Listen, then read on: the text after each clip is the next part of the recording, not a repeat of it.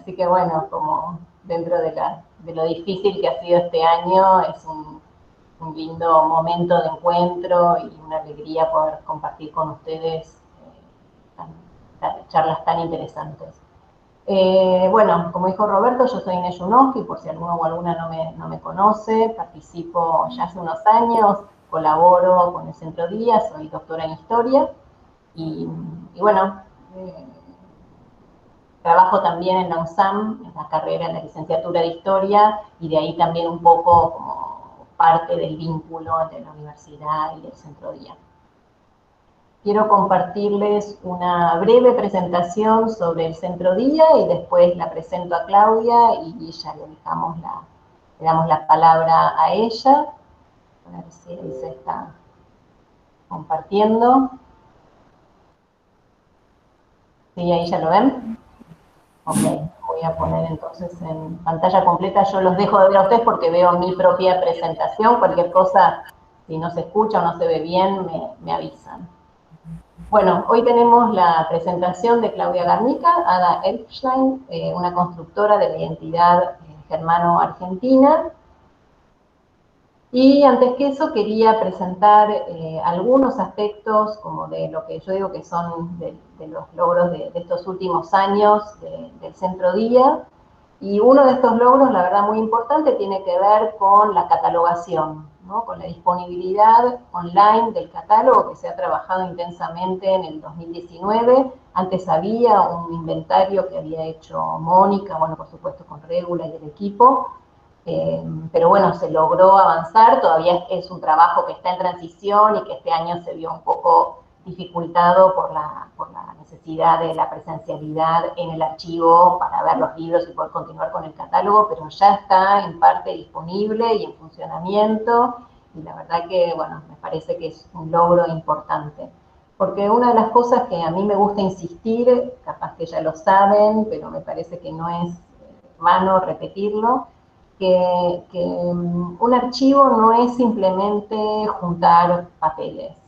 Obviamente que siempre no nos cansamos de decir, Mónica ahí es la batalladora número 1 y la acompaño en eso, que se necesita más documentación, que es un área donde si no se preserva y se reúne y se resguarda, probablemente se pierdan, la documentación personal que tenga el destino quizás hasta de la basura, no hay tantos espacios donde uno pueda, como desde lo familiar, saber a dónde dirigirse y dejar libros, archivos, documentos que estén disponibles, así que es muy importante hacerlo, pero con tener los documentos no es realmente un archivo. Entonces, bueno, todos estos procesos y el proceso de catalogación es muy importante para que justamente la gente pueda saber y acceder a qué es lo que hay y después pedirlo y trabajar sobre esto. Así que para poder tener un archivo y un centro de documentación como es el día, uno de estos elementos importantes es la catalogación, así que felicitaciones por este logro que se está avanzando muy importante.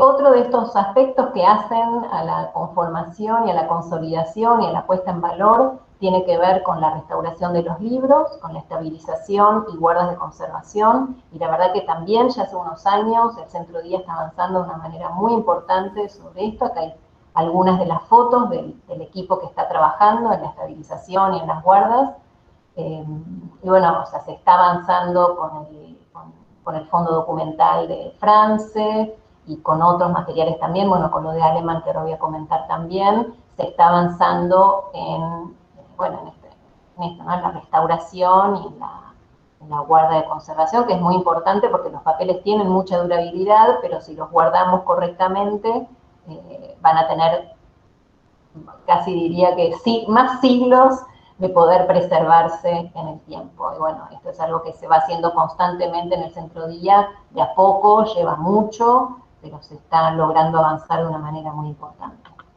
Otro de los aspectos que también, yo creo que estos últimos 2 años, el 2018, 2019, este año un poco más trabado, pero también avances importantes que tienen que ver con la digitalización. Y el Centro Día ganó un concurso, fue seleccionado para participar de un concurso del Centro de Estudios Históricos e Información Parque España, que tiene su sede en Rosario, el CIPE, y se pudo digitalizar, bueno, el periódico de Argentinische Bote, entre 1875 y 76, que estuvo dirigido por Johann Alemann, y bueno, también muy importante porque es material muy temprano de los Alemann, ¿no? Entonces está todo digitalizado y la verdad es que es un paso importante, y además también se pudo ganar este subsidio o pudo ser seleccionado porque previamente había un trabajo de estabilización de los materiales, o sea, es un requisito del CIP para digitalizar, así que también van siendo aspectos encadenados que es importante señalarlo. Y no es solamente el periódico, sino también otros documentos familiares de la familia Alemann de este periodo tan temprano que por ahí es menos conocido y hay menos materiales. Y después hay otros trabajos de digitalización, hay bastantes fotografías disponibles en el sitio, por ahí son sueltas, pero permiten ver un poco parte de los materiales que hay y se pueden solicitar. Y además, no específicamente de digitalización, pero me parece importante mencionarlo también, que es el proyecto de clasificación del archivo a través también de un subsidio que se ganó un concurso que se llama Desempolvando Archivos, con el aporte de la Fundación Williams y la Fundación Bungeibor. Y eso se está llevando adelante ahora y también es muy importante y lo quiero destacar.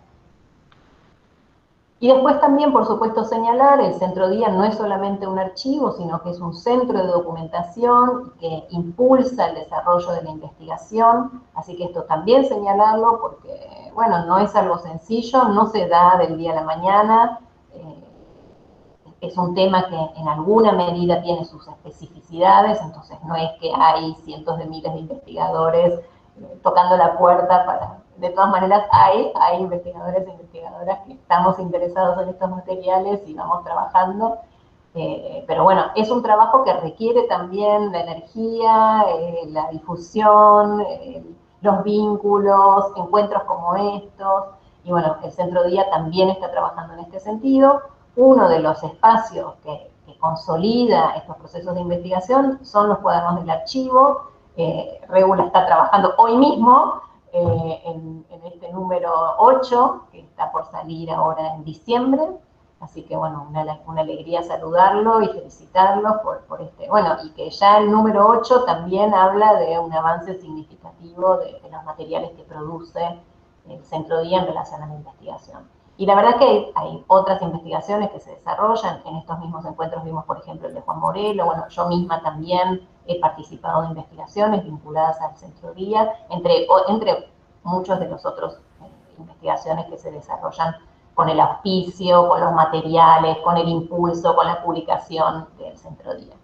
Y dentro de estas investigaciones, en términos más generales, de, si se quiere, la inmigración germano-parlante en la Argentina, se ha ido desarrollando un área dedicada a mujeres, entre las cuales, bueno, por supuesto está el mismo trabajo de Regula, también Beate Hock, que estuvo unos años en Argentina y que, bueno, esta foto que está acá de las chicas con sus ropas, la encontró, creo que ella o la puso en alguna de las presentaciones. Bueno, Helga Lórez también, Silvia Glosser, Cecilia Gallero, que han participado en los cuadernos del archivo. Y dentro de estas investigadoras también Claudia Garnica, que voy a pasar a presentarla a ella. Claudia nos va a hablar sobre Ada Erskine, una constructora de la identidad germano-argentina. Claudia es doctora en letras por la Universidad Nacional de Cuyo, es investigadora del Centro de Literatura Comparada Nicolás Donheim, es profesora titular de Historia Cultural y Literatura, Literatura de Lengua Alemana y Literatura Comparada en la Facultad de Filosofía y Letras de Cuyo, de la Universidad de Cuyo. Ha publicado numerosos trabajos en el área de la literatura de migrantes alemanes a la Argentina, literatura alemana de posguerra, tematología, imagología y literatura de viajes. En 2016 publicó su libro, Literatura en Alemán, de migrantes y viajeros a la Argentina, 1870-1970, con la editorial Publicia de Alemania. Y es una asidua fundadora, colaboradora del Centro Día y, bueno, ha publicado ya en los cuadernos del archivo y participa en el comité de cuadernos del archivo del Centro Día. Así que es un gusto darle la palabra a Claudia, que nos va a contar sobre la vida y la obra fascinante de Ada Erskine. Gracias, Inés. Vamos Ahí, a... Bueno, mientras que Roberto presenta las diapositivas, yo les doy las gracias a todos por estar hoy acá, escuchando esta charla, que va a ser eso, una charla, no una conferencia, pero sí sería interesante si ustedes también después tienen aportes, preguntas para hacer, porque no está muy investigada y por ahí alguno de ustedes sabe algo más de ella o le contaron algo más de ella. Así que bueno, con mucho gusto los escucharé. Bueno, abrí la presentación con la foto de la montaña, porque Sí. desde ahí hablo, desde la montaña. La Universidad de Cuyo tiene su sede en Mendoza, así que desde ahí es desde donde yo hablo, vivo además cerca de la montaña, así que me sirve esta foto. Ahora sí, Roberto, si quieres pasar a la siguiente. Bueno. Y ahí tienen el título de la charla. Yo le estudié a Ada María Elflein durante mucho tiempo como constructora de identidad argentina y repasando un poco, justo este año también di un seminario sobre ella, me di cuenta de que no es tan argentina la identidad que construye, sino que realmente se puede hablar de una constructora de identidad germano-argentina. Yo ya había trabajado este tema también con los Aleman, con los escritores, y bueno, también la comparé un poco mientras que preparaba la charla, y bueno, salieron conclusiones que pueden llegar a ser interesantes. Ahí la tienen a Ada en su foto, una mujer hermosa, que como ustedes verán por la fecha de nacimiento, 1880, y su fecha de muerte, 1919, tuvo una vida muy corta, inclusive para la época, principios de siglo, vivió muy poco, o sea, se murió realmente, como se decía, en la flor de la edad, o como decían después sus necrólogos. Ella era hija de padres alemanes, o sea, sus padres eran inmigrantes alemanes y entonces el alemán fue para ella la lengua materna, la primera lengua que aprendió. Su madre además era maestra y también fue su maestra. Y también, según dicen los biógrafos, de Ada Elflein también era maestra en otras casas, como se usaba antes, que los niños eran educados en la casa. Después ella hace cursos del profesorado y egresa del actual Colegio Nacional de Buenos Aires, donde se recibe con honores. Dice que cuando habla de sí, ella dice que no quiso seguir estudiando. Por un lado era muy difícil estudiar en esa época, pensemos a principios del siglo XX, pero ella dice que no sintió tampoco el deseo de estudiar, de seguir estudiando, que no le gustaban esa posibilidad, entonces que no quiso seguir estudiando. Si querés, podemos pasar a la siguiente. En su biografía es bastante difícil de reconstruir porque hay pocos datos que a veces se contradicen entre sí, pero de todas maneras yo rescato lo que me parece más cierto, porque hay cosas que son imposibles de probar. Por ejemplo, ella dice que sus primeros trabajos fueron versos en alemán que quemó, que sometió o que entregó a Vulcano, o sea, lo dice así con una metáfora. También ella se empieza a trabajar desde muy joven haciendo traducciones del alemán para Bartolomé Mitre, y acá en el punto que sigue es donde hay mayor discordancia en los biógrafos, porque las primeras biografías dicen que ella fue maestra de los hijos de Vicente Fidel López, lo que es bastante improbable, porque en la época en que ella pudo haber sido maestra de los hijos, Vicente Fidel López había fallecido, o sea, era una persona mayor, pensemos que es un escritor de la generación de 1837. Y en un acta fundacional de un jardín de infantes que lleva su nombre, se dice que fue maestra de los nietos de Vicente López y Planes, del autor, creo que es de la letra del himno nacional. Lo que tampoco es comprobable por mi parte, o sea, trato de dar datos bastante ciertos y normalmente pido las partidas de nacimiento a la Ciudad Autónoma de Buenos Aires, pero en este caso es muy difícil de saber de quién fue maestra. Pero lo importante es que estuvo relacionada con la élite conductora de la nación argentina de principios del siglo XX. Independientemente de quién fue maestra, tanto si estuvo relacionada con Vicente Fidel López o con Vicente López y Planes, se trataba de familias muy influyentes y por supuesto la relación con Bartolomé Mitre también es muy importante, porque la pone a ella en una situación de privilegio comunicacional y de privilegio social también con respecto a otros hijos de inmigrantes que no tenían esa posibilidad de llegar o de estar cerca de los círculos de poder.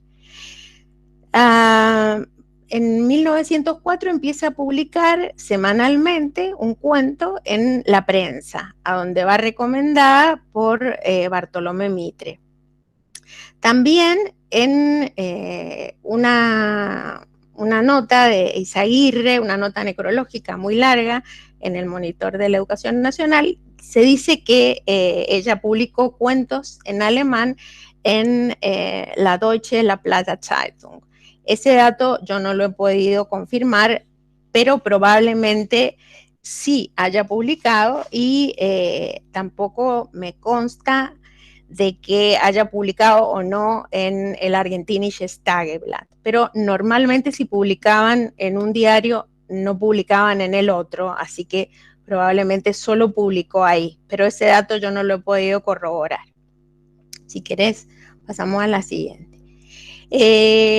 Me importa destacar su trayectoria de escritura, porque como es bastante desconocida, entonces no, o sea, ver todo lo que ella fue capaz de hacer en tan corto tiempo. Se la reconoce dentro de la literatura argentina como precursora de la literatura infanto-juvenil junto con Eduarda Mansilla de García, o sea, como las primeras mujeres que escriben narraciones para jóvenes y para niños. Pero también ella tiene una autotraducción al alemán. Ella publica un libro al que después me voy a referir, que se llama Geschichten aus Argentinien. También es una gran escritora de textos de viaje y colaboraba, o parece que colaboró, porque yo tampoco este dato lo pude comprobar, en la Zeitschrift des Deutschen Wissenschaftlichen Verein, lo que la pone también en contacto con la élite conductora de la sociedad alemana de la época. O sea que nos encontramos con una mujer que tiene, por un lado, muy buenas relaciones con la élite de poder argentina y, por otro lado, también relacionada con la élite alemana. Tanto es así, y la confirmación sería que Wilhelm Kuyper, cuando ella se muere, escribe una nota necrológica. O sea, él era un personaje influyente en ese momento en la comunidad germana y le dedica una nota a Ada Elflein.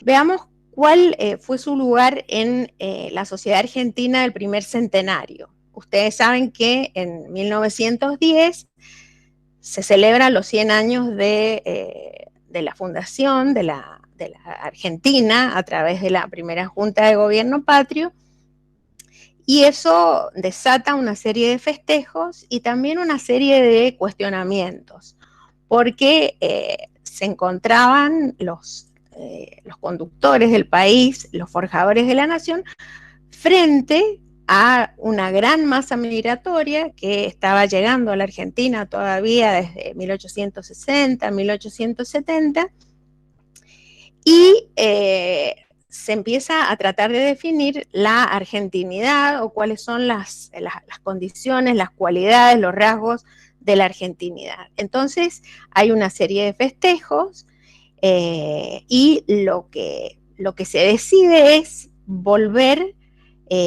al lazo con la madre patria. O sea que la argentinidad se define en parte por el reenlace, digamos, con la madre patria, con España. Viene la infanta, hay una serie de festejos que se realizan y es interesante, 1910, no, vuelve a la otra, Roberto. Es interesante, 1910, porque en ese año hay 2 congresos de mujeres en los que ella participa. Por un lado, un congreso feminista internacional, que es liberal, laico y cosmopolita. Y por otro lado, también participa en el Congreso Patriótico de Señoras, que ese congreso es de tendencia tradicional, católico y nacionalista. En los 2 congresos, Ada Elflein es una invitada de honor, y esto ya nos llena de preguntas, porque no se podía hacer en ese momento de los 2 bandos, digamos, si se era feminista, no se podía ser nacionalista y católica. Pero Ada Elflein parece que tenía la cintura suficiente como para poder moverse en diferentes círculos sin crearse demasiados enemigos. Se la nombró miembro de la Academia Nacional de Periodismo. Hay 3 sillas que llevan nombre de mujer y una de las sillas lleva su nombre. Y tuvo durante toda su vida una compañera, una amiga, según Mónica Surmuc era su pareja, que era Mary Kenny, una maestra argentina, oriunda de San Juan y de origen irlandés. Cuando muere su madre, ellas se quedan viviendo juntas y finalmente es la que la cuida hasta el fin de sus días. Mary Kenny sí era una pionera feminista reconocida en la Argentina. Entonces nos encontramos con una mujer que a la vez que busca una definición de nacionalidad, lo hace desde un lugar femenino de alguna manera, porque también en esa nación que todavía se está construyendo, donde ella dice que está todo por hacer, también busca nuevos lugares para las mujeres. Si querés, Roberto, pasamos a la siguiente. Con respecto a su inserción en la comunidad germana, existen en el Archivo Iberoamericano de Berlín cartas entre Ada Elflein y Roberto Alemán Nietzsche hacia 1910, o sea que nos encontramos con una relación también con una persona influyente dentro de la comunidad alemana. Franka Bindernagel es la que dice quien dice que ella publicó en la Deutsche La Plata Zeitung y en la revista de la Asociación Científica Alemana, por lo cual es una fuente muy confiable, así que digo, yo no he visto las publicaciones, pero si está investigado por ella, seguro que lo es. Y también Wilhelm Kuyper se refiere a ella o habla de Ada Elflein cuando en un capítulo, en un artículo, mejor dicho, que es Argentinien in der deutschen Literatur, él hace grupos, clasifica la literatura escrita en alemán, escrita en alemán sobre la Argentina, porque acá lo importante es el tema, y en el 5.º grupo, que es el último de los grupos, él dice en el 5.º grupo, el de la literatura juvenil, vuelve a incluir acá me cito a mí, a Gerstecker y a May, y también a Ada Elflein, Karl Müller, Walter Stölting, Otfried von Hansen, Max Stepp, o sea que la pone a la altura de Max Stepp, Rudolf Schmidt y Max Schreck. Vamos a la siguiente.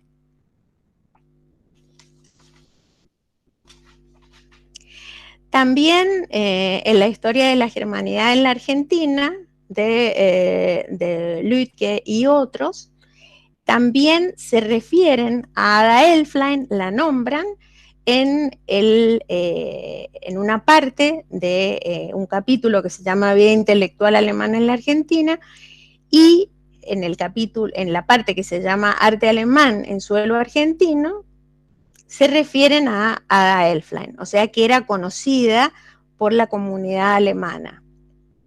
Después está la nota necrológica de Kuyper en 1919, y otra vez Kuyper vuelve a referirse a ella y habla de esta manera, no muy halagüeña, pero dice que sus libros son interesantes o llenan o cumplen su meta como una lectura escolar para jóvenes, pero no quieren ser más que eso y tampoco lo logran, tampoco lo son, ¿no?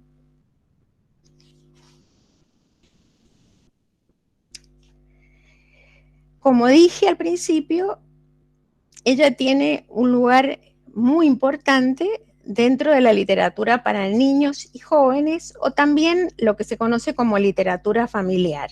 Imagínense que publicaba cada domingo en el diario La Prensa, o sea que los que la leían eran las familias porteñas sobre todo, y su intención fundamental al escribir estos textos es la de divulgar el folclore y las tradiciones argentinas. O sea, ella lo dice y lo hace, porque dice no se puede amar lo que no se conoce. Entonces, su misión como educadora y como escritora es hacer conocer el folclore, las tradiciones y también la historia. Como dije antes, tiene una fuerte relación con lo que se conoce como generación del primer centenario, que tiende a reforzar los lazos con España frente al peligro de disolución identitaria que significaba el gran caudal migratorio que estaba recibiendo a la Argentina. Ella acepta también esa unión o ese lazo con España, pero ya vamos a ver que va un poquito más allá. Dentro de su obra en castellano, de su obra que se puede incluir dentro de la literatura infantil y juvenil, están las leyendas argentinas, que son una serie de cuentos largos, es su obra más difundida, del pasado, cuentos de la Argentina, Tierra Santa, La Partida y De Tierra Adentro. Como verán, De Tierra Adentro fue publicado póstumo en 1961. Cuando ella muere se crea una asociación, Ada Elflein, que se dedica a publicar o a reunir todo lo que había sido publicado, sobre todo en la prensa. Son muy interesantes, o donde se expresa con más abiertamente su talento, su genio creativo, es más que en la literatura infantil y juvenil, o esa literatura familiar, en los relatos de viaje. Ella es enviada como una especie de corresponsal del diario La Prensa. El diario La Prensa le paga el viaje, ella lo dice, y el fruto de esos viajes son dos textos: Paisajes cordilleranos y Por campos históricos.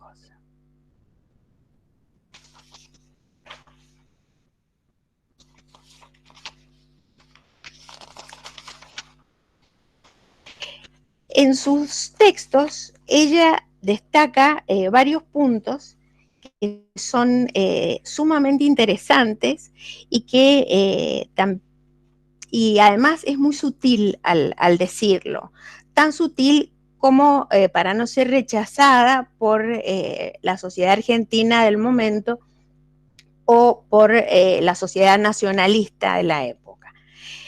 Ella en sus viajes dice que es muy importante que las mujeres viajen solas y que lo hagan a lugares no turísticos, o sea, a lugares que no están tan explorados, que no han sido ya antes reconocidos, que se atrevan a ir a destinos que son nuevos, que no, o que no son considerados inclusive como mujeres, como viajes para mujeres.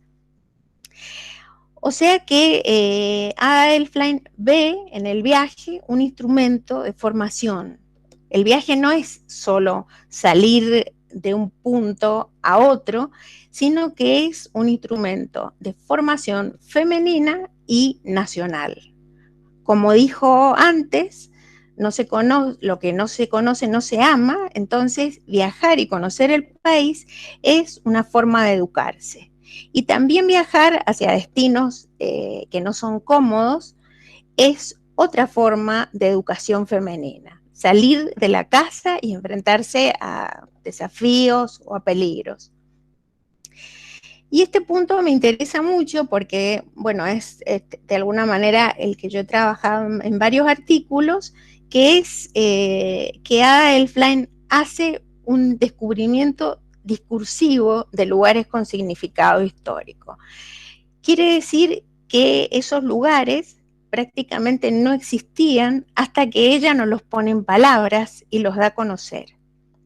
No son lugares tan conocidos por el público de Buenos Aires, sobre todo, por ejemplo, ella viaja por Mendoza, viaja también por el noroeste argentino y le interesa rescatar esos lugares y le interesa rescatar el valor histórico que tienen en la construcción de la nación y de la nacionalidad. Por ejemplo, traje una cita de Por Campos Históricos. Pasamos en su aldea un día lleno de impresiones extrañas, y la más extraña de todas ellas, fue oír cantar el himno nacional a un grupo de pequeños indígenas. Fue una emoción intensa ante la elocuente profesión de fe argentina, de gentes humildes e ignoradas, a las que aún rodea la siniestra leyenda del salvaje sin patria. Ya es remoto aquel instante en que los indios pedían el breviario y la sangre de Mascardi en las mesetas patagónicas, o a Barrente Tatay como a Castelli en Tiahuanaco, o la cabeza del general Paz a guisa de yapa en las llanuras de Santa Fe. Hoy piden escuelas. Se puede confiar en el futuro cuando se descubre el mismo anhelo en todos los corazones. Si pensamos que el viaje fue entre 1913 y 1918, aparentemente, o por lo menos yo lo veo como una idealización del indígena, ¿no? Antes estos indígenas pedían cabezas, mataban a misioneros, y hoy lo que quieren es escuelas. Pero esa es la nación que ella quiere mostrar, una nación en la que se han reconciliado de alguna manera todas las facciones, en la que es posible pensar en un país unido, o en un país donde todos tienen su lugar. Esto no era real, o sea, en la época en que Ada Elfline hace su viaje, todavía no existía esa unión tan plena entre el indígena y el resto de la población argentina. Sin embargo, ella lo muestra de esta manera en ese intento de construir nación. Vamos a la siguiente. Se trata de romper la rutina de los viajes hechos, es decir, de los viajes cuyo punto de partida es el hogar cómodo y el destino, un hotel igualmente cómodo, puntos extremos puestos en comunicación por el tren rápido. Se trata de conocer los paisajes no vulgares de la tierra nativa, de vencer el miedo a las incomodidades, de despertar y templar las energías y las fuerzas. Y finalmente, last but not least, de describir con la palabra, el pincel o la pluma, las bellezas gozadas para transmitirlas al alumno, al espectador, al lector y despertarle el deseo de contemplarlas.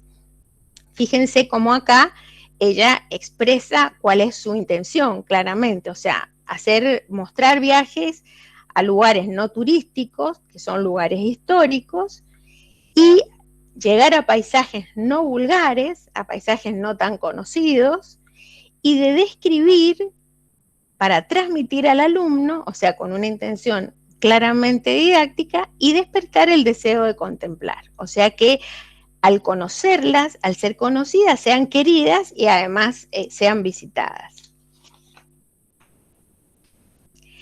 Entonces nos encontramos con que sus relatos de viaje son una especie de deber cívico, una especie de obligación para no olvidar, para mantener el recuerdo y para aprender de nuestros héroes. Dice, es necesario difundir el conocimiento de nuestra historia, no para cristalizarnos en la veneración a próceres y descansar a la sombra de los laureles que supimos conseguir, sino para cosechar en ese campo riquísimo, abonado con sangre y amojonado con huesos de héroes, y aprender a hacer hoy y en el futuro lo que supieron hacer nuestros mayores. Ahí está de nuevo esa intención de construir nación, de construir nacionalidad y de seguir construyendo a partir de los que ya hicieron algo antes que nosotros. También el viaje, como dije antes, es una forma de educar a las mujeres. Ella dice, la mujer extiende sus propios horizontes, adquiere conocimientos geográficos valiosos, comprende y se vincula más al alma nacional y desarrolla energías que son fuerzas vitales, latentes en todas las mujeres. Y fíjense lo que dice ahora, condenadas por ambientes de ficción o por necesidades profesionales a vivir ovilladas durante meses o años en las ciudades, en aulas o en oficinas. Es una declaración bastante fuerte para la época, pero como ella es considerada una autora bastante inofensiva, probablemente estas declaraciones tan fuertes de la necesidad de afianzar el poder de la mujer o el avance de la mujer no era demasiado osado. Ella entonces pretende que el viaje logre educar a una mujer moderna que pueda afrontar experiencias extremas sin compañía masculina. Solamente acompaña a este grupo de mujeres Francisco Moreno en la ascensión al Cerro Pelado acá en Mendoza. Este queda muy cerca de mi casa. Después hay también en parte a veces una visión romántica del paisaje, pero no es permanente, es decir, no es permanente esa visión romántica, pero a veces, no lo puedo mostrar acá porque no tengo tiempo, pero en algún artículo por ahí está, hay una animización del paisaje.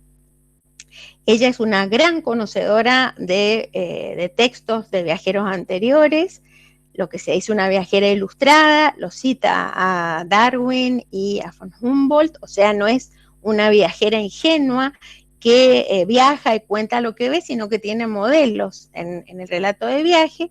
Y hay, así como en el indio hay una idealización, también hay una idealización de la pampa y del gaucho asimilados como parte del ser nacional. Es decir, ellos se han integrado a ese proyecto de nación pujante y soberana.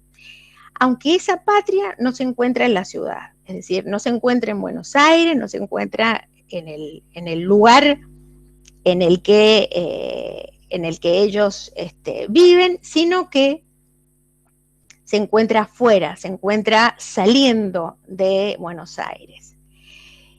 Es importante porque ella tiene a raíz de su participación en el diario La Prensa, tiene llegada a un público amplio. No es una escritora que escribe en las sombras o que se encuentra encerrada escribiendo, sino que lo que ella dice puede llegar a un público amplio. Y es ambivalente, así como lo es en varios de sus gestos, entre autonomía y acomodación como posibilidad de acceso a espacios públicos que están vedados a las mujeres.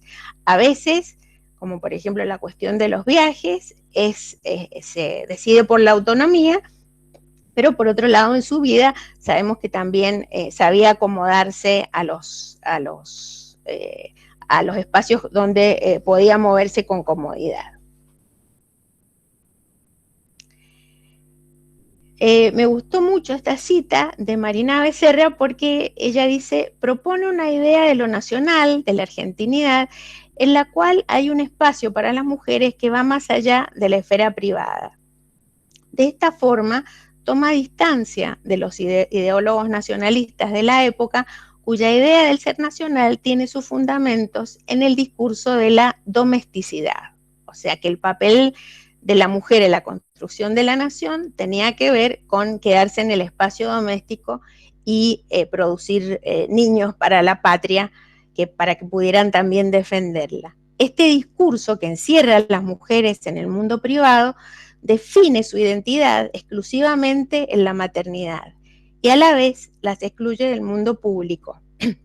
Se expresaba no solo en la literatura y la prensa, sino que estaba en la base de las leyes vigentes, la medicina y la educación. Es restringir el papel de la mujer al ámbito doméstico. Y llegamos al punto que quizás sea más interesante para ustedes, que es el de su autotraducción. Ella traduce una serie de historias que ya había publicado antes, algunas en la prensa, otras en otros volúmenes, y el nombre que le pone es Geschichten aus Argentinien. La publica la imprenta de Hermann Tierx en 1911. Esto yo no lo sabía, lo aprendí al preparar la charla y leer otra de las biografías. Cuando escribe su libro, le manda un ejemplar al Kaiser y otro al que había sido embajador durante el centenario, el general von der Goltz, que también tuvo un papel muy importante, y von der Goltz agradeció el obsequio, pero la Secretaría de la Legación del Emperador se lo devolvió. Y la justificación fue que no se podía aceptar el regalo de una autora que, siendo hija de alemanes, declarara su nacionalidad argentina. Es un gesto muy fuerte por parte de la legación alemana devolverle ese libro que, aunque estaba escrito en alemán, estaba escrito por una argentina, como ella misma lo dice.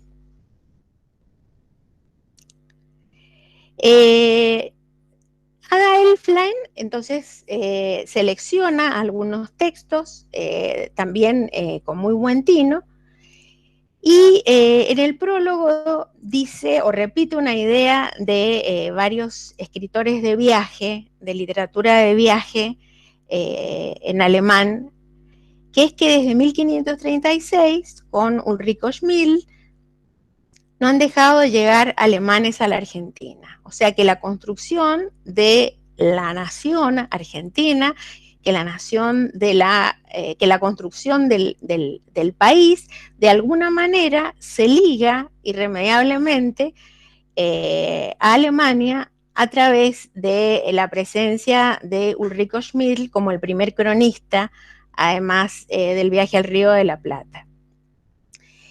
Establece su propósito, dice: las narraciones que siguen dan a conocer al lector la historia, las costumbres y usos del país y le permiten formarse una idea del alma del pueblo argentino, cuyos rasgos de carácter sobresalientes también son propios de la raza germánica, amor a la patria, capacidad de entrega, hospitalidad y serio anhelo de perfección.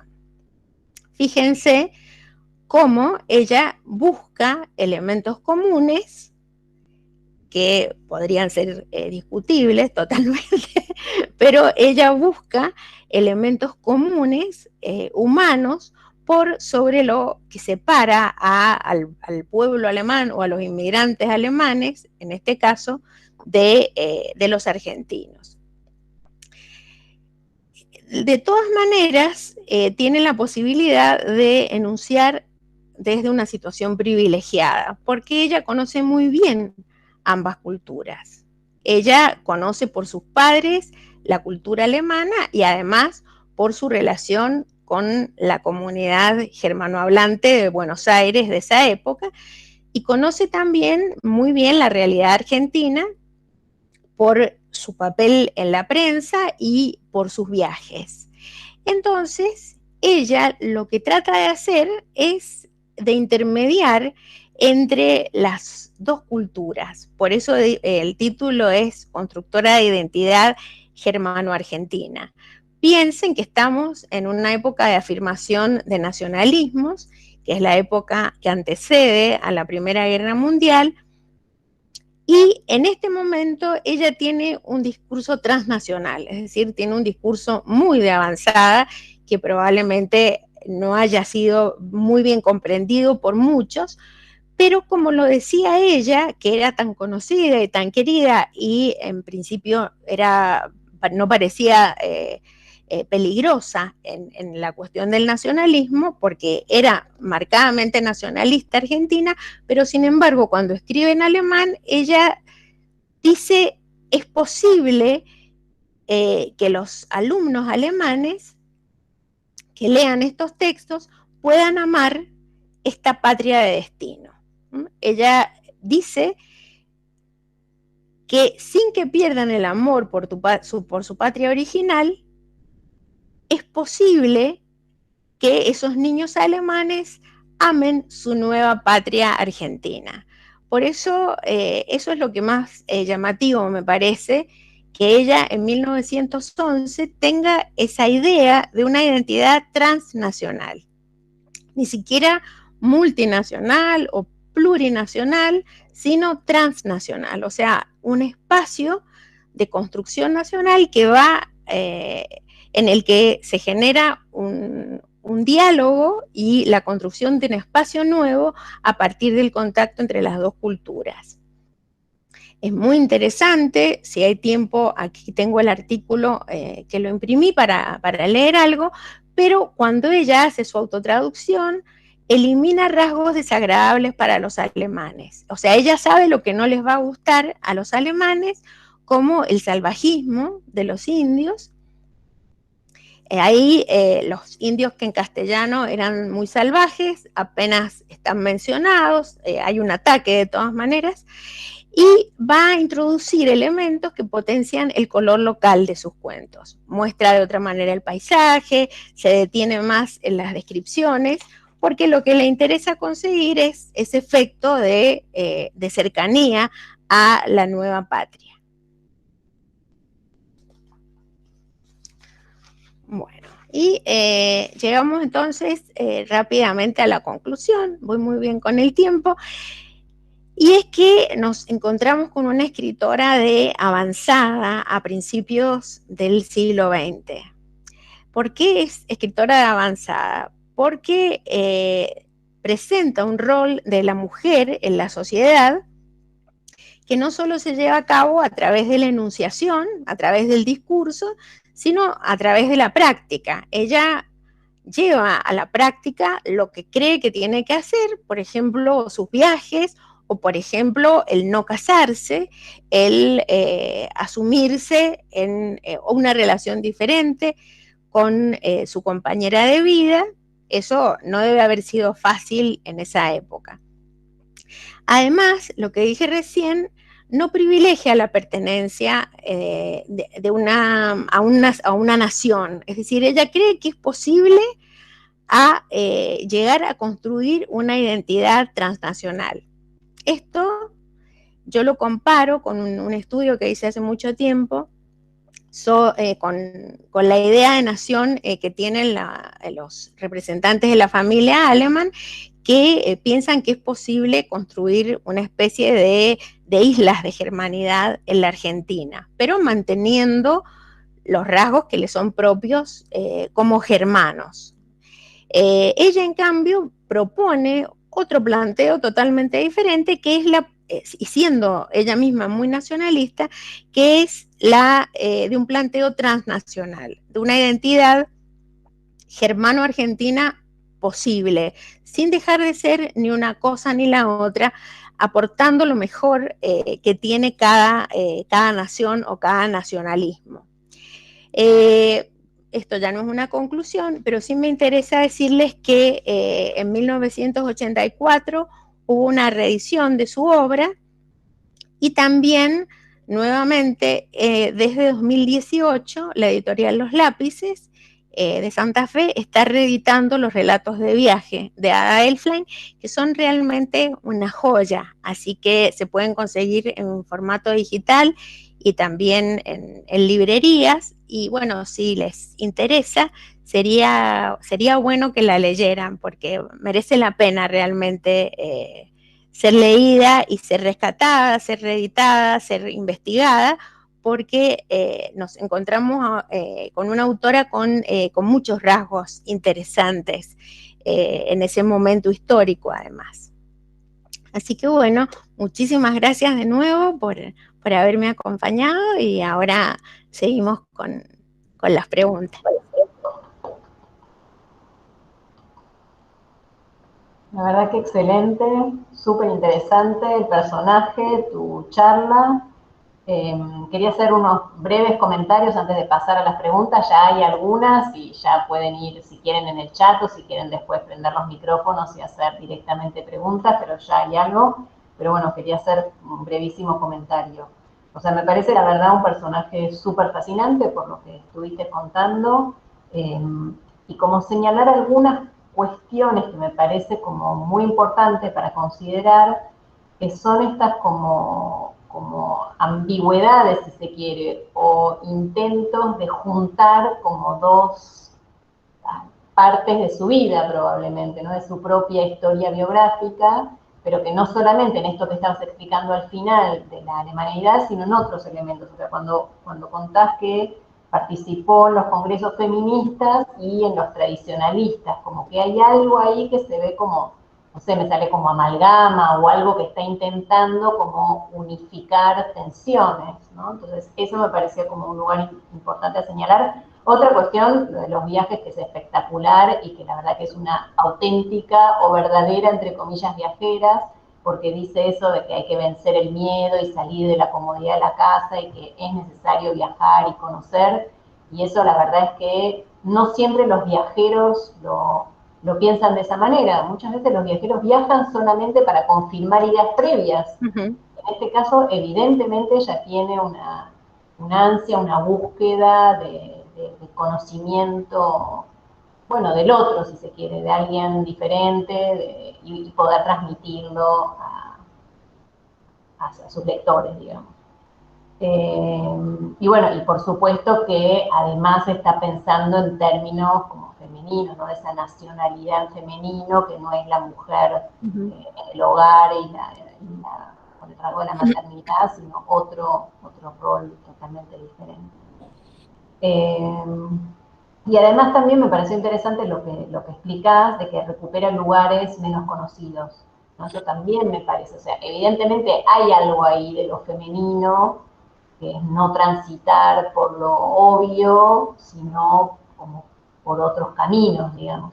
Y en el caso me estuve mirando un poco el de los recorridos cordilleranos, el que pusiste la tapa verde. Sí, sí. Y me pareció como interesante, que es bastante temprano que hace el recorrido a Chile, ¿no? Sí. No va solamente al sur, a la Patagonia Argentina, sino que atraviesa ida y vuelta a la frontera, y también me parecía como un camino no tan evidente, digamos. Así que eso también me pareció muy interesante volver a señalarlo.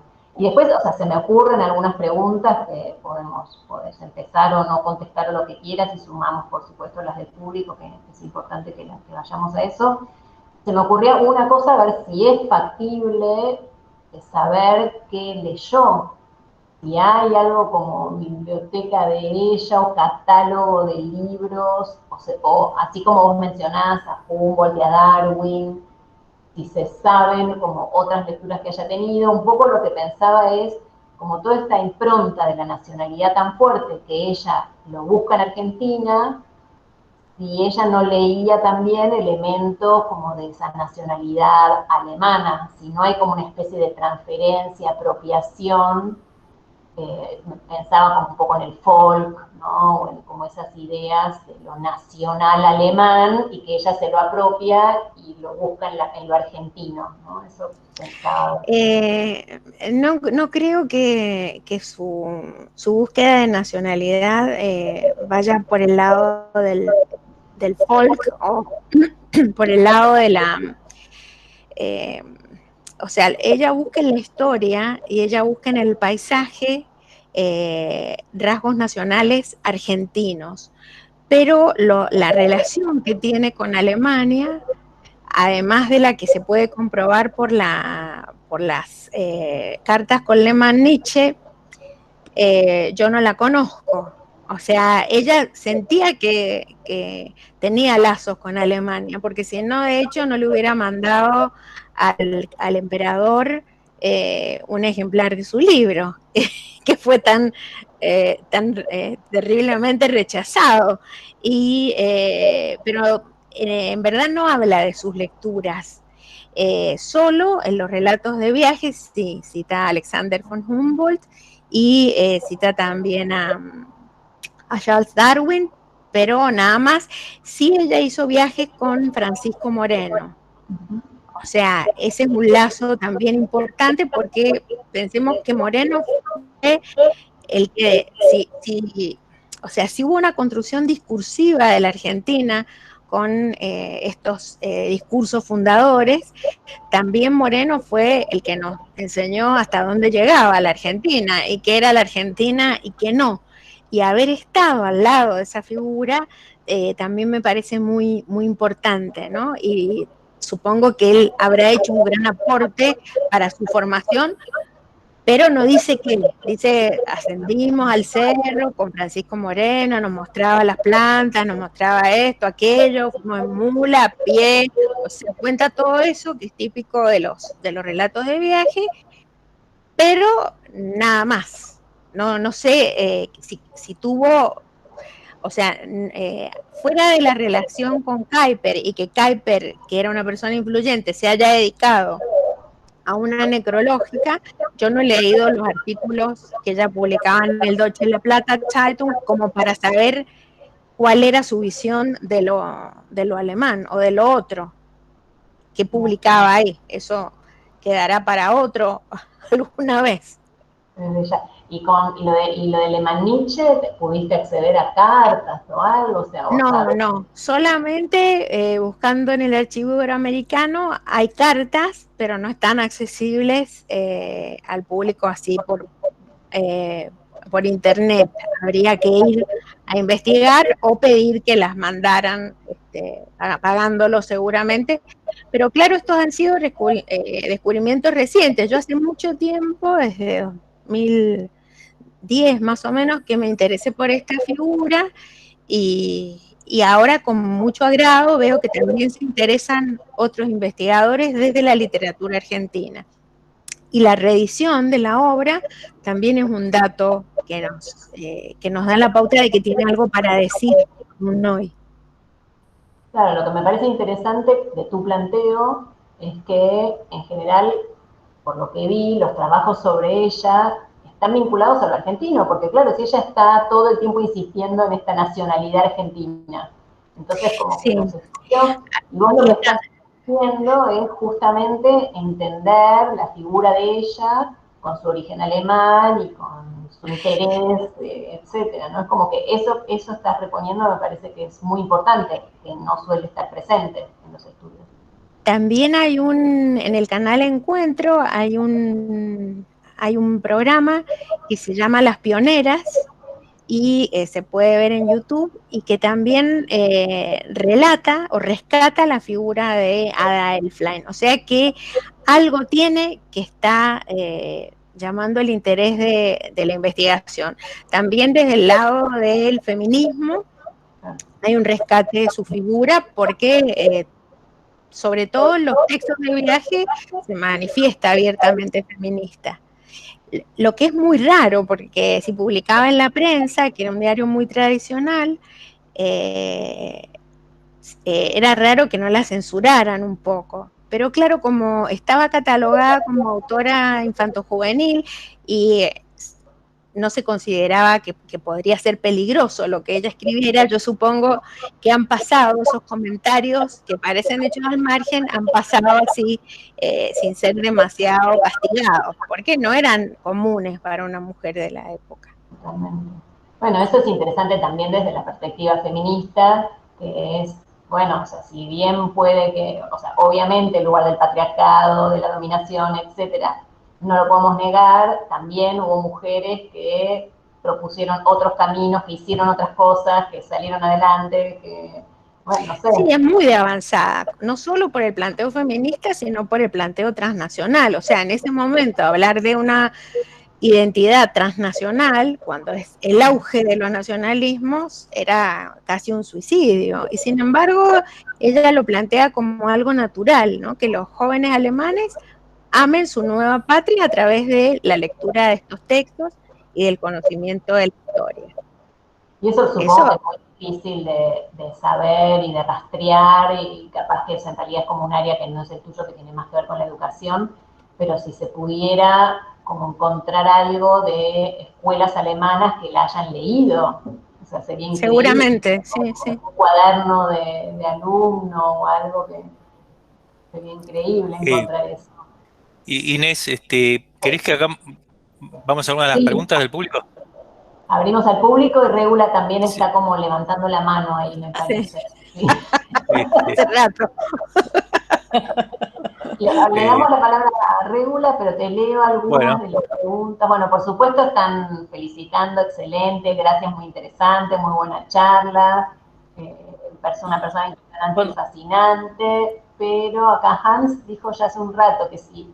¿Por qué no se puede comprobar su colaboración con la revista, dice la DWB? Porque eso dije que yo no lo he investigado. Lo he investigado Bindernagel, Franca Bindernagel.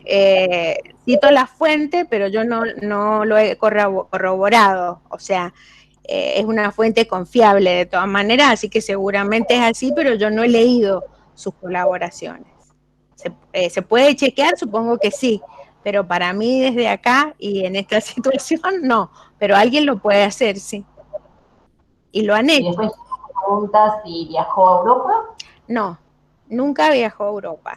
No. Nunca viajó. Viajó por toda la Argentina, pero nunca viajó a Europa. Pero sin embargo, Alemania o el Imperio Alemán en ese momento era un lugar conocido y querido por su educación, ¿no? Ella hablara, el alemán para ella era la lengua materna realmente. Y Regula, ¿querés hacer en viva voz tus preguntas?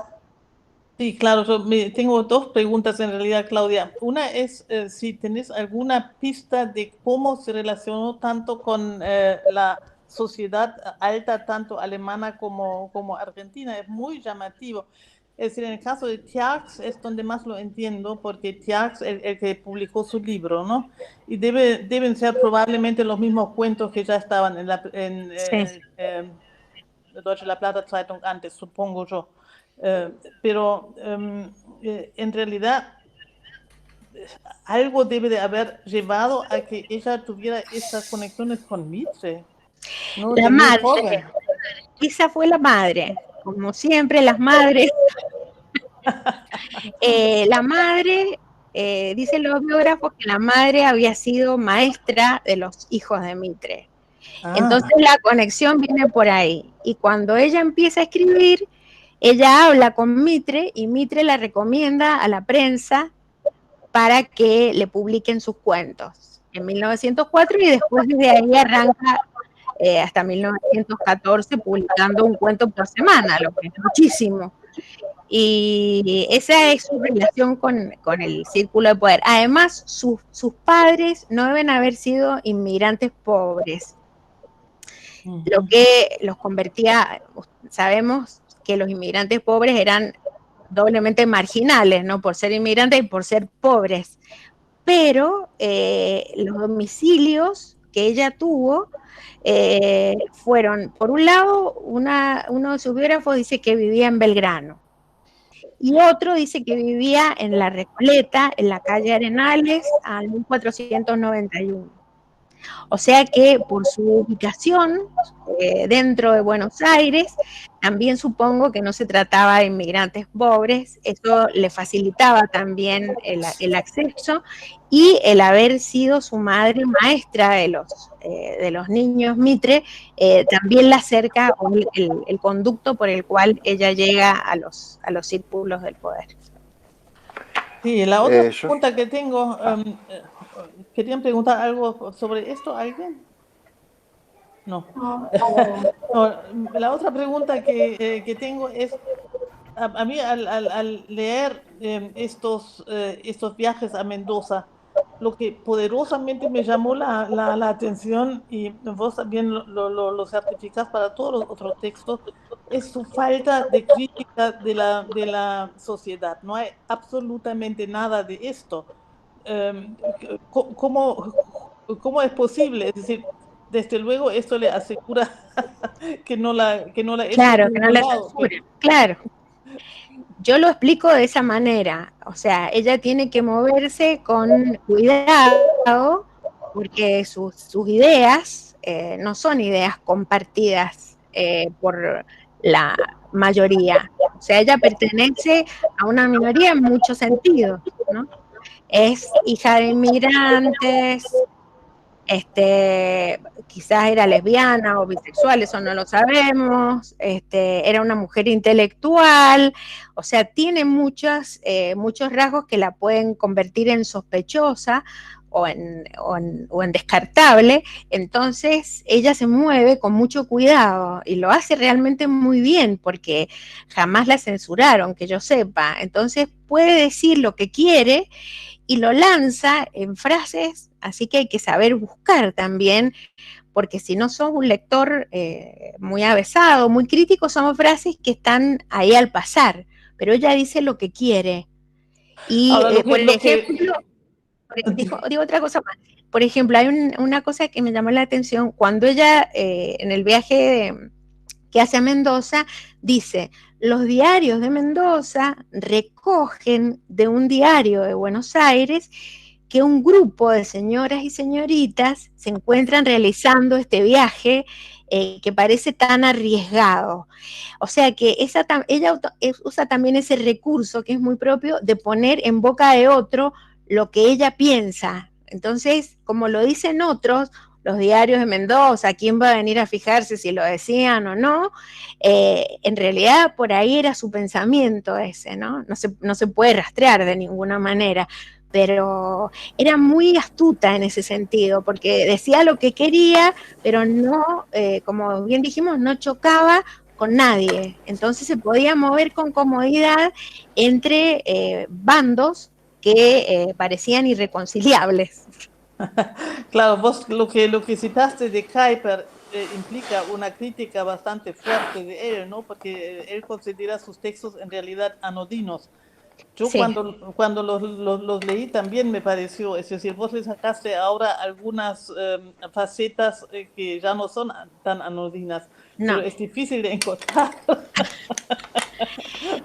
Yo creo que cuando la conoces mejor, lo encontrás más fácil también, pero no es tan anodina, o sea, hace afirmaciones fuertes, pero sobre todo en los textos de viaje, pero esos textos también se publicaban en la prensa, o sea, no es que iban para otro público más selecto, también se publicaron como relatos de viaje en la prensa. Así que ella tuvo la capacidad de moverse entre mundos sin quedar mal con nadie y pudiendo decir lo que quería y lo que pensaba, porque lo hizo, ¿no? Fue capaz. Sí, eso quiere decir que, por ejemplo, el asunto indígena, ella en algún lado, no sé si lo citaste vos ahora o si lo leí antes, no, pinta a los indígenas que cantan el himno y se conmueve Sí, con eso, sí. que realmente uno dice, diablos, así la escolaridad. Sí. No, Eso es una idealización total, sí. Pero ¿Puedo bueno, hacer un...? sí. Perdón, no quiero interrumpir. Iba a hacer un comentario sobre esto. Sí, claro, adelante René, con gusto. Sí, es muy interesante esta sobreadaptación, en este caso a la pampa, al indio, como dice, al gaucho, lo nacional, tomando supuestamente distancia de otras opiniones. Cuando Alberdi, Sarmiento, José Ingenieros veían en los alemanes, en los ingleses, precisamente otras características de lo que subraya ella. Enfatizaban la laboriosidad, el espíritu de trabajo, el emprendimiento. Esa es la clase de gente que necesitamos para el país, así lo dicen. Y ya sabemos cómo han descalificado al indio y al gaucho. Y ahora viene una familia así y la hija, por lo menos públicamente, sostiene una ideología totalmente contraria y convierte en romántico a aquellos que los ideólogos de la inmigración escracharon. Sí.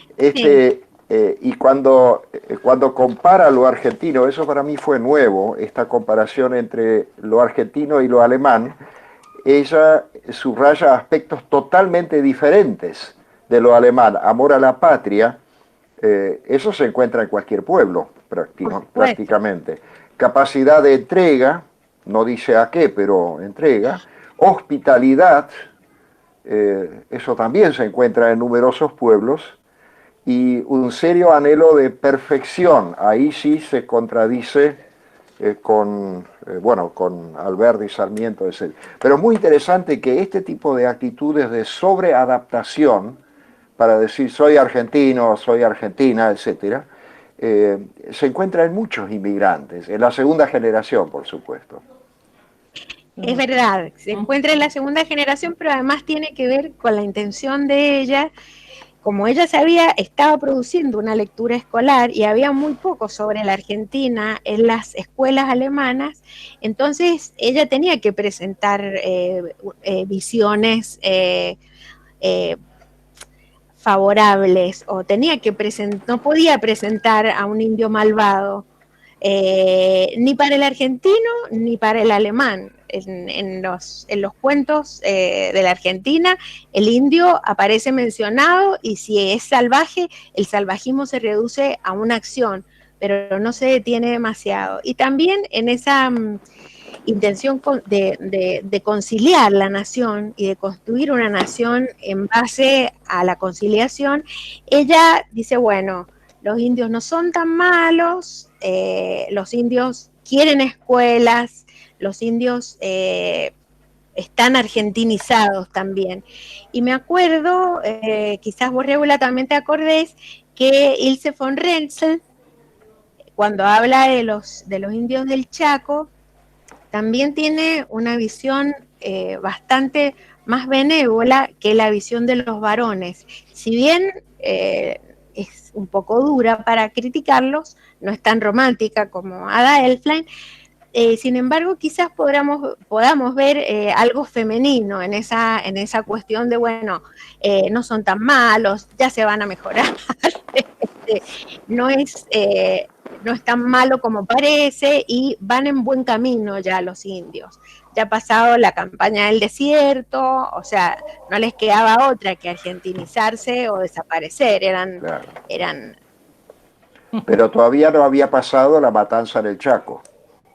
No, pero ella no llega al Chaco tampoco. Lo más lejos que llega es al noroeste argentino. Sí. O sea, en el sur llega hasta la Patagonia y llega hasta el noroeste, pero no llega al Chaco. Claro. Muchas gracias por esta excelente presentación. Gracias por escucharla. Sí, Y Patricio dice que es curioso que Bartolomé Mitre le haya recomendado para la prensa, porque no le recomendó para La Nación, que era su propio diario.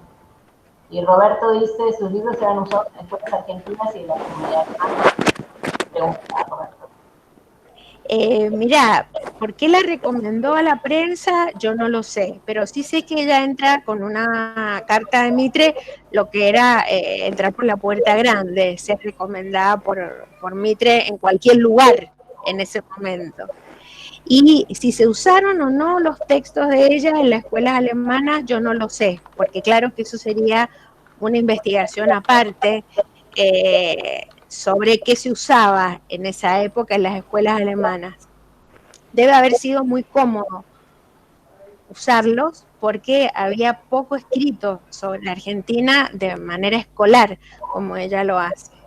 Entonces, es muy probable que sí los hayan usado. Ahora habría que rastrear programas o entrevistar a gente que estuvo en ese momento en las escuelas. Lo que me llama la atención es que la pongan a la altura de Max Tepp, por ejemplo, que fue también un gran escritor de literatura infantil y juvenil en alemán, y Kuyper la pone a la altura de Max Tepp.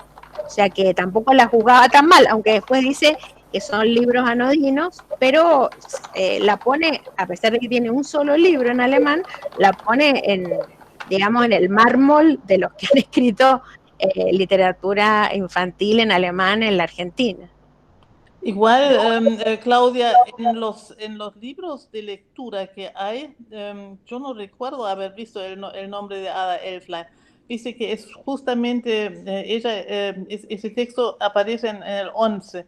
Comienzan muy poco antes libros de escuela y libros de lectura que tienen muchos textos cortos. Cabría perfectamente poner partes de ella ahí y pienso que están faltando conspicuamente. Ahí llama la atención que Kuyper, aunque mucho más tarde, se acuerde de ella. Pero en el momento es evidente que no tuvo repercusión en las escuelas alemanas. Y probablemente esa idea de construcción transnacional no le haya gustado demasiado a Kuyper, que probablemente haya estado más de acuerdo con la idea de construir germanidad dentro de la Argentina. Era... No sé si estos libros son de la Asociación de Profesores de las escuelas, es decir, creo que no tienen directamente que ver con Kuyper. Si los maestros o profesores de las escuelas habrían aceptado, no, los maestros más, porque son de primaria, si habrían aceptado esos textos, estarían en esas obras, pero o no los conocieron, que sería medio raro, o no los aceptaron, pero no creo que por esta causa, porque tan visible tampoco es. No lo sé, eso no lo sé, pero bueno, es tema como para otro estudio también, ¿no? Sí, hay que buscar un poco si se encuentra en algún lado alguna crítica de ese libro, por ahí se encuentra. Sí, seguramente en la fecha que se publicó, algo dijeron de ella en el Deutsche La Plata Zeitung, o seguramente en tono laudatorio, pero habría que verlo. Pero eso, bueno, eso es como otro camino de investigación, ¿no? Difícil, además. Siguió teniendo efecto. Yo vi en Caras y Caretas, como en el 30, hay una especie de representación teatral en un colegio de una obra, de una foto, como que no es solamente mientras ella estuvo en vida, sino que después, por lo menos en las escuelas argentinas, ella siguió teniendo una presencia. Se hizo esa asociación que yo les dije, Ada Elflein, que se parece que después se murió la asociación, o sea, no hay más noticias, pero apenas ella se muere, sí, y además, bueno, el hecho de que haya jardines de infantes, escuelas y calles con su nombre, nos dan la pauta de que fue una figura significativa, pero que durante mucho tiempo desapareció. Yo creo que hasta 2010 no hay artículos casi sobre ella. Y después sí empieza a ser rescatada, no solo desde la literatura, no por mí, sino desde la sociología, desde la historia. O sea, hay muchas voces que se están interesando por ella, inclusive la profesora de literatura argentina de mi facultad está haciendo una antología de escritores del siglo XIX y me dijo, la vamos a poner a Ada Elfline, seguro, porque es muy significativa. Así que bueno, a mí me alegra que resucite de alguna forma, al ser investigada, al ser leída de nuevo, empieza a tener vida, ¿no? Porque si no, sus libros son letra muerta, al ser reeditada en 2018 también. Y acá, Eliana, no sé, a lo mejor querés contar un poquito más a viva voz. Dice, buenas tardes, yo estoy investigando hasta qué punto fue permeable la educación nacionalista argentina dentro de las colonias alemanas durante el periodo 1900-1912. Si tienen material bibliográfico, estoy en pleno rastreo. No sé si querés como prender cámara, Eliana, y contarnos un poquito, pero sí, como importante, y me parece que estás en el lugar indicado. No sé si está, Eliana. Sí, estaba muteada. ¿Se me escucha? Ahí está. Sí. Ahí te escuchamos. Bueno, buenas tardes para todos y todas. Soy estudiante de la maestría en enseñanza de la historia en la Universidad de 3 de Febrero. Y estamos viendo un poco cómo es la educación nacionalista, patriótica, y me interesaba, como trabajo de seminario, trabajar este tema, ¿no? Bien. Si la educación nacionalista argentina dentro del periodo de 1900 a 1912 fue permeable a las escuelas, en realidad me interesa más los alemanes del Volga, con respecto a todo lo que representa en sí la educación nacionalista argentina, ¿no? Todo el trabajo de Vicente López, de Carbia. Yo vengo con ese bagaje histórico, entonces me interesa saber, porque en realidad encontré muy poca bibliografía sobre esto. Por otro lado, encuentro que la educación alemana en sí, el dialecto se mantenía durante la tarde y obligaban a los chicos al castellano, que ahora justamente encontré un trabajo de la Universidad de Cuyo, y se me está complicando un poquitito porque no tengo material, no consigo material de cómo se lleva a cabo esta educación dentro de las colonias. Vuelvo a repetir, me interesan los alemanes del Volga, pero todo me sirve, a esta altura me sirve todo porque estoy rastreando y no encuentro. Entonces, era un poco consultarles a ustedes que están más en tema. Yo me permito, o sea, no es mi tema y ahora les dejo a las expertas que hablen, pero sí trabajo imágenes y hice un relevamiento en el guía ya hace bastantes años y hay una imagen que a mí me encanta y se las comparto. Me parece que en parte tiene que ver con esto que estás diciendo. Ay, no, sí, me viene. Esos son. Este es un libro que está en el Centro Día y que a mí me fascina, que está la bandera y el escudo, y bueno, es un libro de lectura para las escuelas alemanas, ¿no? Tal cual. Yo podría dejar mi correo, si por favor podría acceder al libro, o lo que tengas, el material, a todos y a todas que me puedan ayudar en esto, estaría agradecida. Con mucho gusto. Sí. Bueno, sí, y nada, una vez que se termine, lo comparto, lo voy a compartir obviamente con todos. Entiendo que están con esta idea que yo conocí hace muy poquito, con respecto a la USAM y demás, súper interesante y está bueno el tema de la investigación y que se trabaje para todos y todas estos textos. Estoy agradecida y no les quito más tiempo a las chicas que están exponiendo. Gracias, Eliana. Muchas gracias a ustedes. A lo mejor igual con Ben Bryce es que trabaja sobre educación y, ¿no? Por ahí él también es una buena referencia. Sí, lo que pasa es que ver el impacto que tuvieron en ese momento en la construcción de nacionalidad también debería ser a través de testimonios o de investigaciones, ¿no? de gente que probablemente ya no exista. Pero indudablemente que la cuestión de lo nacional era un gran tema en ese momento. Era un gran tema en todo el mundo, no solamente en la Argentina, y en la Argentina justo coincide con el primer centenario, coincide con la gran cantidad de inmigrantes que habían llegado y con la necesidad de construir una nación también desde lo discursivo, por un lado, y por otro lado desde lo geográfico, ¿no? Por eso lo importante que era Francisco Moreno, y se amalgaman, por eso lo dije, en estos viajes, algunos viajes son con Moreno, o sea, Moreno iba midiendo, iba relevando cerros, tenía otra mirada, pero también va guiando de alguna manera la mirada de las viajeras, así que es muy valioso.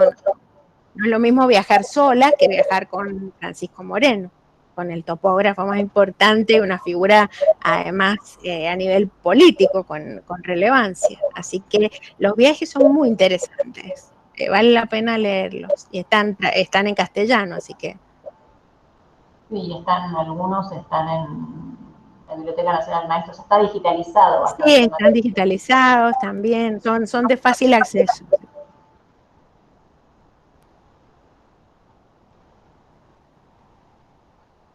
Bueno, no sé si hay más preguntas. Creo que vamos como cerrando. Sí. Roberto, Regular. ¿Cómo se pasó el tiempo? Claudia. Está muy estamos justo, sí, son 7:30, así que sí, ya es hora como para ir cerrando. Les agradecemos a todos su participación. A Eliana le vamos a mandar el mail de René Krüger, si él lo permite, que es el experto en todo lo que es alemanes del Volga. Y bueno, y les quiero recordar que... Por supuesto lo permito. Ah, bueno. Ya incluso me anoté la dirección de mail. Bueno, genial. Sí, es un tema interesante. La verdad que se agradece siempre, también estando al lado de la investigación, con estas reuniones y en general el Centro Día ayuda a fortalecer las redes y establecer vínculos entre distintos investigadores, así que la verdad es que... Sí, fantástico. Es encuentros, y bueno, siempre, sí, o sea, siempre, no es solo de estos encuentros, sino que el Centro Día logra generar redes interesantes e importantes, así que también agradecer desde este lugar. Bueno, y cerrando, quiero invitarlos para el próximo lunes, el 30 de noviembre, va a hablar Cecilia Gallero y Marilyn Cebolla Badier sobre Ludwig Ferdinand Ruess, el protector de indios en Misiones. Fue un médico y escritor, ¿no? Regular. Médico y escritor, sí. Sí, muy interesante figura, muy. Ya veremos. Bueno, gracias por darme tiempo del feriado. Bueno, muchas gracias. Muchas gracias, Claudia, por tu presentación. Chao. Hasta la próxima. Hasta la próxima. Chao. Hasta la próxima. Hasta el lunes. Muchas gracias. Chao. Chao.